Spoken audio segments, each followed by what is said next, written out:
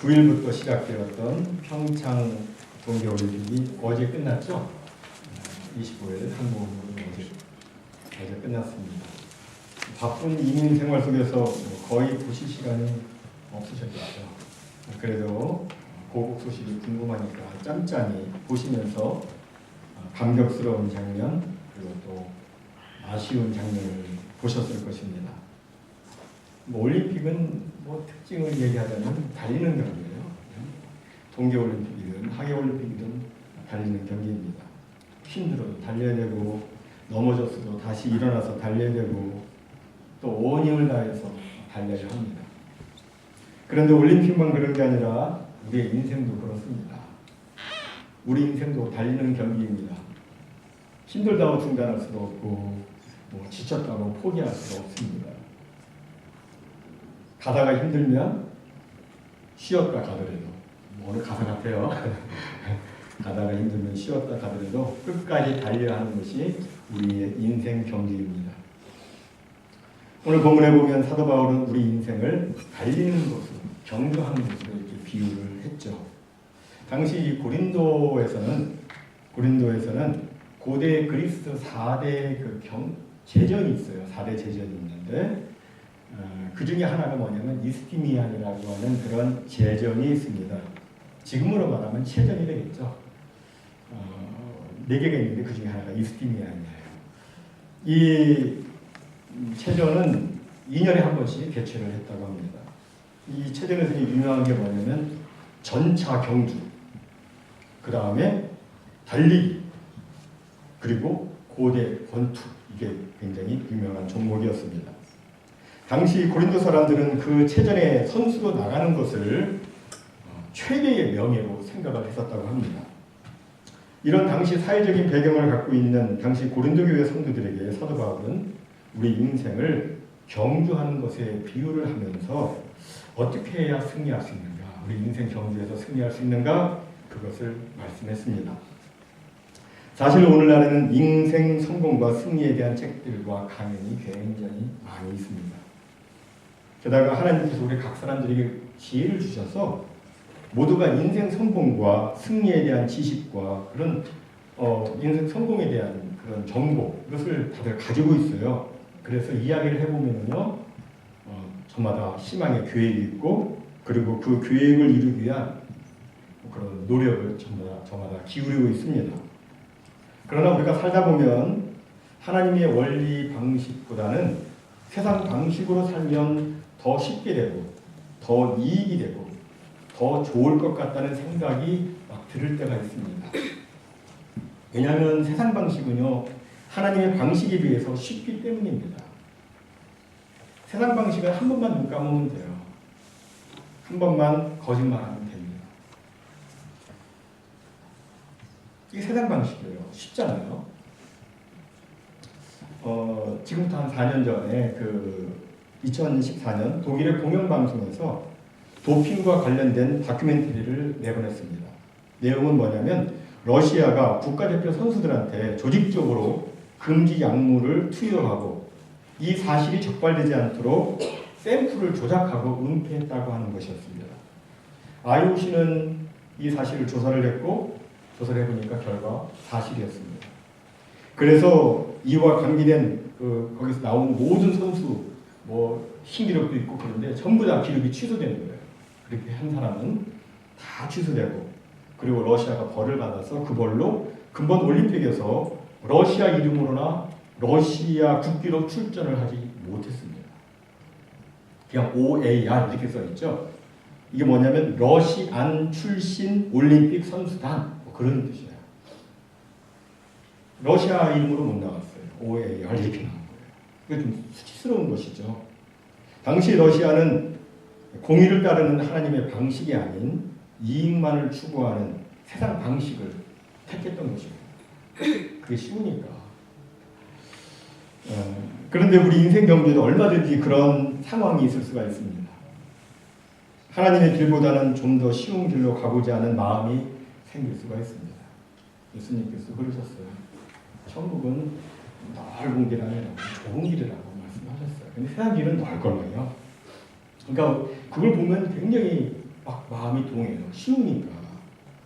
이럴 때 어떻게 해야 돼요? 우리는 흔들리지 말고 어떻게 사는 것이 진정된 인생 승리의 삶인지를 판단하고 하나님의 길에 우리가 서 있어야 되는 겁니다. 오늘 사도 바울은 하나님의 감동을 받아서 어떻게 하면 우리가 인생 경주에서 승리할 수 있는가, 그것을 구체적으로 말씀했는데, 첫 번째로 어떻게 해야 되느냐, 최선을 다하라고 말씀합니다. 최선을 다해라.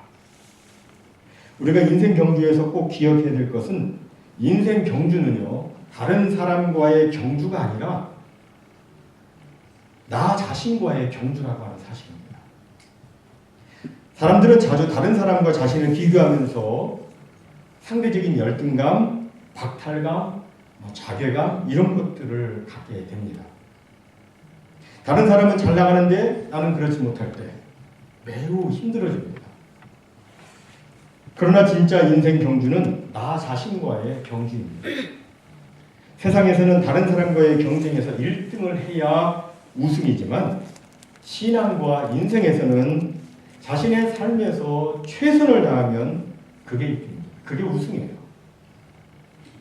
여러분, 이 사람이 누구냐 한번 알아맞혀 보시기 바랍니다. 이 사람이 누굴까요? 이 사람은 가장 열악한 조건에서 인생의 걸음을 시작하여 누구나 부러워할 만한 인기와 관심의 정점에 도달해 있는 사람입니다. 2018년 2월 현재 이 사람의 재산은 약 28억 달러로 추산되고 있습니다. 이 사람은 유엔이 선정한 세계 지도자상을 수상했고 타임즈는 20세기를 빛낸 인물 중 한 사람으로 평가했습니다. 여기까지 감이 안 오시죠? 누군지. 오늘날 이 사람은 출판계의 마이다스로 불려지고 있는데, 그 이유는 그가 텔레비전에 나와가지고 여러분 이 책은 정말 좋은 책입니다 라고 소개하는 그 순간에 그 책은 순식간에 세계적인 베스트셀러를 만드는 출판계의 마이다스 손이라고 알려지고 있습니다. 이 사람은 한때 또 보그 패션 모델이기도 했습니다. 조금 이제 보이나요? 이 사람은 아카데미 여우조연상 후보이기도 했습니다. 이제 여성분인 거 알겠죠? 하지만 그녀의 인생이 출발부터 그렇게 화려했던 것은 아닙니다. 이 여인은 1954년 미시시피주의 시골 마을에서 사생아로 태어나서 매우 힘들게 성장한 아프리카계 흑인 여성입니다. 엄마가 미혼모여서 할머니의 손에서 부모의 사랑을 모르고 자랐는데, 어린 시절 친척으로부터 성폭행을 당해서 14살의 어린 나이에 임신을 하게 됩니다. 그것도 모자라서 그 여인은 태어난 지 2주 만에 숨을 거둔 아기의 주검을 가슴에 안게 됩니다. 그 지독한 가난과 인종차별, 마약과 약물 중독의 위기를 극복하다가 마침내 그 여인은 1억 4천만 이상의 시청자가 열광하는 토크쇼의 여왕이 되었습니다. 누구입니까? 오프라 윈프리예요. 근데 이 오프라 윈프리가 그와 같은 인생 성공을 하게 된 이유 중에 하나는 5가지가 있었는데, 그 중에 하나가 뭐였냐면요, 주어진 상황에서 최선을 다하자, 이것이었습니다. 아주 어렸을 때 할머니와 살았었는데, 이 오프라가 사는 집 근처에 친구가 없어요. 외롭잖아요. 친구하고 얘기하고 싶은데, 누구하고 말을 하고 싶은데 친구가 없는 거예요. 어떻게 해야 돼요? 이 오프라 윈프리는 집에서 키우는 염소와 돼지에게 성경 이야기를 해주었다고 해요. 또 가난한 어머니와 더불어 외롭게 살 때 또 친구가 없는 거예요. 나갈 수도 없고. 그러니까 어떻게 했냐면, 집에 바퀴벌레가 있는데 바퀴벌레를 병에다 넣어가지고서는 그 바퀴벌레에다가 이름을 다 지어줬대요. 넌 누구 해가지고, 그러면서 책에서 읽은 그 이야기를 막 얘기해줬대요. 이런 일들은 어쩌면 그녀가 훗날 토크쇼의 여왕이 되게 하는 기초가 되었는지도 모르겠습니다. 어렸을 때부터 있었던 거죠. 여하튼 환경을 떠나서 그 상황 속에서 언제나 최선을 다하는 자세를 갖고 남과의 경쟁에서 이기려고 하는 게 아니라 남을 배려하고 대화를 해보면 남을 부르는 게 아니고 자꾸 남을 띄워서 막 대화를 이끌어가는 그 대화술 있잖아요. 힘을 주고 자꾸 기쁨을 주고 웃음을 주고 하는 그녀의 그 모습. 자신이 주어진 환경에서 정말 최선을 다하려고 하는 그녀를 하나님께서는 기억하시고 그녀에게 은혜를 그리고 기회를 주셨다고 저는 생각합니다. 그렇습니다. 하나님께서는 최선을 다하는 자에게 기회와 은혜를 주시고 또 응원해 주시고 힘을 주시고 선한 길로 인도해 주십니다. 사실 우리는 인생을 살면서 힘에 부치고 어려움을 당할 때가 있습니다. 그럼에도 우리가 최선을 다할 때 우리의 하늘 아버지께서는 우리에게 능력을 주시고 그리고 우리를 더 인도하시고 우리 인생길에 있어서 항상 챕터가 있어요. 책이 있으면 챕터가 있잖아요. 근데 하나님이 인도하시는 분은 그 다음 챕터를 열어봐도 역시 하나님이 인도하세요. 그리고 맨 마지막에 컨클루전 결론은 승리의 인생으로 하나님께서 책임져 주시는 겁니다. 최선을 다할 때. 다음 두 번째로 인생 경주 승리 비결은 뭐냐면 절제입니다. 컨트롤. 당시 이미투한 그 체전에서는 우승자한테 월계수 나뭇가지로 만든 월계관을 주었습니다. 여러분 월계수 보셨나요? 그 나뭇가지를 잘라가지고 만들었어요. 그 월계관을 이제 우승자에게 줬는데 이것을 당시 사람들은 이거 굉장한 명예로 이것을 생각했습니다. 그런데 이거 오래가지 못해요. 왜냐하면 말라 비틀어지니까 그 잎사귀가 떨어지잖아요. 그런데도 불구하고 당시 사람들은 그 월계수 면류관 하나 쓰자고 시간을 건축을 하고 땀을 흘리고 자신을 조절하고 욕망을 조절하면서 애를 썼습니다. 이런 모습을 바라보면서 사도 바울은 세상에 속한 우승을 위해서도 사람들이 그토록 절제하는데 하늘나라 면류관을 추구하는 우리들은 얼마나 더 절제를 해야 되는가 하는 것을 지금 말하고 있는 것입니다. 그렇죠. 운동선수들이 뭐 먹을 거 다 먹고 잘 거 다 자고 자기가 하고 싶은 거 다 하고 그러면 시합에서 승리할 수 없어요. 마찬가지로 신앙생활에서도 절제가 없으면 승리할 수가 없습니다. 세상 욕망을 컨트롤해야 돼요. 명예욕도 컨트롤해야 됩니다. 우리 안에 있는 온갖 이기적인 그런 욕망도 컨트롤해야 됩니다. 그런데 인생을 살면서 가장 힘든 게 뭐냐면 나 자신을 컨트롤하는 거예요. 나 자신을 조절하는 거. 이게 가장 힘듭니다. 죄를 이기고 나를 이기고 세상을 이기는 거. 이 세 가지만 이길 수만 있으면 문제 없는데 그게 어려워요. 사실 우리에게는 하나님께서 주신 유익한 것들이 많이 있습니다. 우리에게 유익한 것들이 많이 있는데 근데 그 유익한 것들이 조절이 안 되면 이게 문제가 됩니다. 육체적인 휴식 우리에게 필요하죠. 그죠? 필요합니다. 그런데 이게 조절이 안 되면 이게 게으름이 돼요. 밥을 먹는 것도 우리한테 꼭 필요하죠. 그런데 이게 절제가 안 되면 이게 뭐예요? 탐식이 됩니다. 침묵도 조절이 안 되면 대화 부재가 돼요. 대화 부재가 되어서 오해를 낳게 됩니다. 반대로 대화하는 것도 꼭 필요하지만 이게 조절이 안 되면 이게 잡담이 돼요. 정말 자신의 감정과 자신의 모든 종류의 욕망을 컨트롤하고 자신을 절제하는 것은 결코 쉬운 일이 아닙니다. 그래서 갈라디아서 5장에서는 절제를 이거는 사람이 어떻게 해볼 수 있는 게 아니다. 인간에서 나오는 열매가 아니라 성령의 열매다. 성령으로부터 말미암아 되는 것이다. 성령의 열매라고 이렇게 말씀하고 있는 거예요. 오직 성령의 열매는 사랑과 희락과 화평과 오래 참음과 자비와 양성과 충성과 온유와 절제니 이 같은 것을 금지할 법이 없느니라. 즉 절제라고 하는 것은 뭐 우리가 다 같이 우리 절제합시다. 우리 셀프 컨트롤 합시다. 이렇게 뭐 구호를 외치고 뭐 결심했다고 해서 이루어지는 게 아니라는 거예요. 이게 성령의 열매예요. 근데 이 절제가 성령 열매 가운데에 맨 마지막에 있어요. 그래서 예전에 어떤 사람들은 이게 맨 마지막에 있으니까 이것은 별로 제일 중요하지 않는 것이다라고 얘기를 예전에는 했었는데 요즘에는 바뀌었습니다. 그게 아니라 제일 중요한 의도가 있기 때문에 맨 마지막에 두었다고 하는 게 요새 주된 해석입니다. 왜냐하면 절제가 없으면은 앞에 나와 있는 모든 그 선행의 그 모든 인격적인 열매를 맺을 수 없기 때문에 절제가 있어야 이게 맺혀지는 거란 말이죠. 그만큼 절제는 중요하고 힘든 것입니다. 자기와의 싸움, 자기의 마음을 다스리고 자기의 감정과 생각을 다스리고 자기의 욕망을 다스리는 것은 정말 어려운 일입니다. 그렇기 때문에 우리는 기도를 하는 거죠. 나에게서 나오는 게 아니니까 하나님으로부터 나오는 것이니까 하나님께 기도를 하는 거예요. 하나님 은혜를 달라고 성령의 은혜로 충만케 해주셔서 성령의 은혜 맺게 해주십시오라고 기도를 하는 거예요. 우리가 그렇게 하나님의 도우심을 구할 때 하나님께서 우리에게 은혜를 주셔서 정말 우리에게 절제할 수 있는 능력, 절제력을 주십니다. 우리 인생을 잘 컨트롤을 하면은 인생 경주에서 승리할 수가 있어요. 절제가 필요합니다.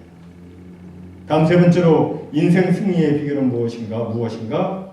목표와 방향을 바로 정하는 것입니다. 오늘 본문 26절에 보니까 두 가지 경기 종목이 나오고 있습니다. 뭔지 한번 알아맞혀 보세요. 그러므로 나는 다름질하기를 향방 없는 것 같이 아니하고 싸우기를 허공을 치는 것 같이 아니하며. 두 종목이 있는데 어떤 종목이에요? 첫째는 다름질, 달리기이고 두 번째는 싸우기, 권투예요. 권투. 고대 권투입니다. 여러분 한번 이런 광경을 상상해 보십시오. 달리는 경기가 시작이 됩니다. 스타트 라인에 모두 서서 출발 신호와 함께 출발을 합니다. 그런데 상식적인 이야기지만 선수가 무조건 빨리 열심히 달린다고 금메달을 따는 건 아닙니다. 아무리 사력을 다해서 달리고 무서운 속도로 엄청난 스피드로 달렸어도 반대 방향으로 뛰거나 잘못된 방향으로 가면 그건 아무런 의미가 없습니다. 예전에 2010년 동계올림픽에서 세계 기록의 소유자 네덜란드의 그 유명한 크라모 선수가 있어요. 이번에 또 금메달 땄죠. 이 크라모가 1000m에서 1000m는 레인을 이렇게 돌 때 안쪽 돌고 바깥쪽 돌고 번갈아 가면서 이렇게 돌아야 되는데 이 코치가 잠깐 착각을 해가지고서는 안쪽 레인을 바깥 레인을 타는데 안쪽 레인을 또 타게 한 거예요. 그래가지고 그 세계 신기록을 세웠지만 역시 실격이었어요. 실격이었어요. 우리 인생도 마찬가지예요. 자기 나름대로 무조건 열심히 노력한다고 다 되는 게 아니에요. 신앙의 룰이 있어요. 그죠? 그리고 방향과 목표가 있습니다. 하나님의 룰은 무엇일까요? 그것은 사랑이에요. 사랑입니다. 사랑이 없으면 아무것도 안 돼요. 사랑의 룰 가운데에서 나아가야 돼요. 또 이 사각의 링에 오른 권투 선수가 죽기 살기로 막 주먹을 막 휘두르긴 하지만 오늘 성경에 있는 대로 허공을 막 향해서 막 휘두른다면 그는 결코 승자가 될 수 없습니다. 목표 없는 휘두름, 이것은 헛수고일 뿐입니다. 그럼 우리 성도에게 있어서 목표는 무엇이어야 합니까? 우리 성도는 무엇을 보고 달려야 합니까? 영원한 그날, 영원의 그때를 목표로 해서 우리는 달려야 되는 것이죠. 영혼을 목표로 하지 않는 모든 것은 아무 유익이 없습니다. 여러분들 지금 여러 가지 일들 많이 하시죠? 그게 영원한 목표 아니면 다 헛수고예요.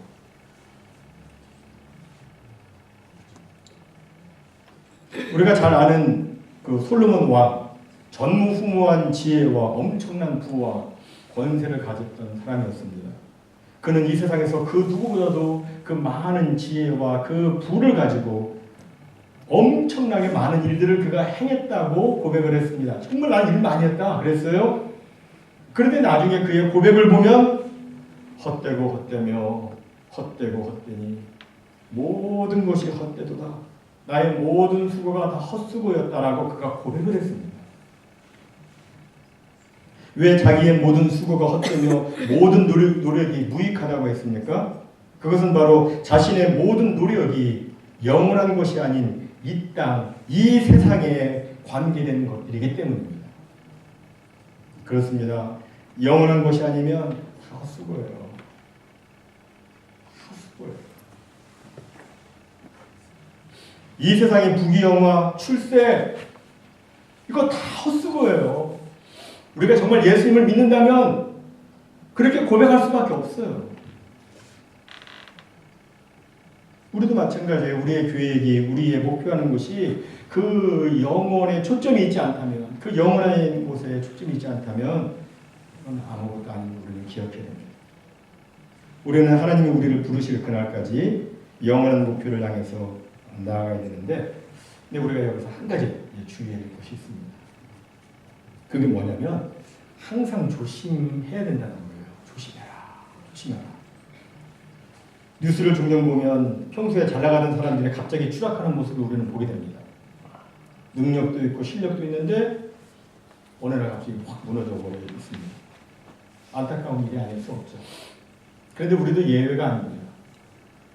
우리도 예외가 아니에요. 저도 예외가 아니고 조심하지 않으면 장담할 수 없어요. 조심하지 않으면 오늘 본문에 보니까 버림을 당한다라고 말씀합니다. 버림을 당한다. 27절에 보니까 내가 내 몸을 쳐 복종하게 함은 내가 남에게 전파한 후에 자신이 도리어 버림을 당할까 두려워함이로다. 여기서 바울은 자기가 자기 자신을 쳐서 복종하게 하는 이유를 내가 왜 나 자신, 난 물론 이걸 원하지만 내가 이걸 하진 않고 이것을 하는 것은 이것이 주님이 원하시는 거니까 그걸 하는 건데 이게 정말 자기한테는 힘든 결정이죠. 자신을 쳐야 되니까. 근데 내가 왜 이렇게 그렇게 하느냐? 왜 여기다가 내가 복종을 하느냐? 버림을 당할까 봐라고 그가 고백을 합니다. 여기 버림은 무엇을 의미하냐면 뭐 구원이 취소되는 거 그걸 말하는 게 아니에요. 뭐 그렇게 되면 심각한 문제가 생기죠. 구원받았다가 구원 취소되고 이렇게 되면 그게 아니라 disqualified 됐다는 얘기예요. 자격을 상실했다. 실격되었다. 그런 뜻입니다. 제가 설교 앞부분에서 말씀드릴 때 고린도 사람들은 체전에 선수로 출전하는 자체를 대단히 커다란 명예로 생각했다고 말씀을 드렸습니다. 그런데 그에 반해서 가장 최대의 불명예를 뭐라고 생각했냐면 게임의 선수로 뛰던 선수가 자격을 박탈당하고 실격되어서 선수로서의 자격을 상실하는 것을 최대의 불명예로 생각을 했습니다. 자격을 상실하는 것. 선수가 자격 상실이면 이건 뭐 다 끝난 거죠. 그러니까 사도 바울은 그것을 생각하면서 이건 버림은 당한 거다 얘기를 한 거예요. 당시 바울은 주님께 붙들림을 받아서 이방인에게 복음을 전하는 사도로 쓰임을 받고 있었습니다. 그런데 만약 자기가 조심하지 않으면 어느 한순간에 자격을 상실하고 주님이 더 이상 쓰시지 않는 그런 사태가 일어날 수 있다는 것을 바울은 생각하고 있었던 겁니다. 내가 조심하지 않으면 우리 주님께서 너는 이제 안 되겠다. 내가 너를 더 이상 쓸 수가 없어. 이렇게 말씀하시며 주님 사역의 그 장에서 제외시킬 수 있다는 그런 두려운 마음이 그에게 있었던 거예요. 주님 그렇게 하실 거라고요. 그거 회복하기 정말 어려워요. 주님을 믿고 따른다고 하는 주님의 제자가 주님의 사역에서 제외된다면 이것은 얼마나 큰 불명예가 되겠습니까? 그럼 불행이죠. 그러면 우리는 항상 조심해야 되는 거예요. 내가 하나님의 말씀에 법 위에 제대로 있는가? 내가 내 몸을 쳐서 그 말씀에 복종하고 있는가? 사실은 자꾸 돌아와야 돼요. 신앙의 대가인 바울도 실격할까 봐 그렇게 조심했다면 우리는 얼마나 더 조심해야 되겠습니까?